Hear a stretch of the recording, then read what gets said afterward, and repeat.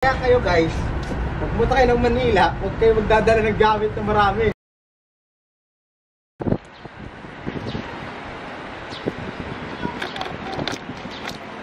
So yun yung setup ko ngayon dahil may pupuntahan tayo, potential freelancing na job, no?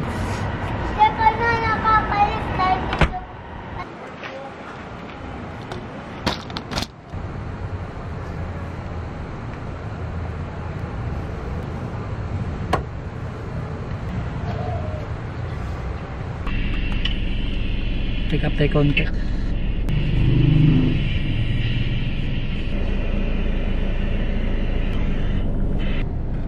Ayan, kakarating lang natin dito sa ating pupuntahan na racket, no? So, nakasuot ako ng puting damit at maong with Jordan shoes. Okay, babalitaan ko na lang kayo mamaya. Bye. Finally, kakatapos ko lang ng interview, no? Hopefully, sana ay makasimula na ako. Let's see sa mga susunod na mga content, no? Ayan, medyo censored content, no? Bibihis muna tayo. Ayan, kakabalik ko lang dito sa pwesto, no? Somewhere in QC lang din.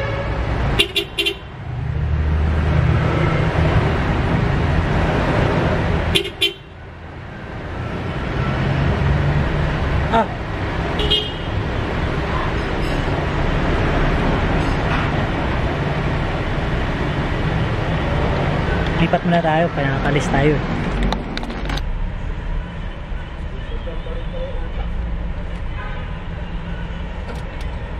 Yan. Nakao na yan? Buhay sa Manila, kala nyo masarap. Ngayon may trabaho pa ako. Sa staff house. Pag wala na akong trabaho, pag inis na ako sa trabaho ko, pag nagsawa na ako. Pag puno na ako, mag-resign na ako. Dito na ako ng sulod. Pares na ng pag-yester. Hindi mo kayo. Wala na kami. Tulog kami sa daan. Ano to? Ako dami yung gamit eh. Kaya kayo guys, pag pumunta kayo ng Manila, huwag kayo magdadala ng gamit na marami. Kasi once na wala na kayo matiran, mga gamit nyo, baka pamimigay nyo na. No choice ka na eh. Pwede ka na matulog dito sa ano, pag wala ka ng gamit. Mura na lang, baka gusto nyo. Mura na lang oh. 50 pesos. O, pamain na, pamain. Pamain ako ha. Pamain ako, 50 pesos oh. Ganda-ganda dyan oh. Ganda-ganda. Pogi pa mga may-ari niyan. Ano ba ito? Uy, pulo yan, pang office gago. Hindi mo, pagkatin mo. Pagkatin mo.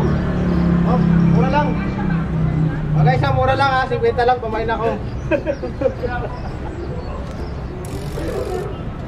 Mine. Oh, pamain na kayo ma'am.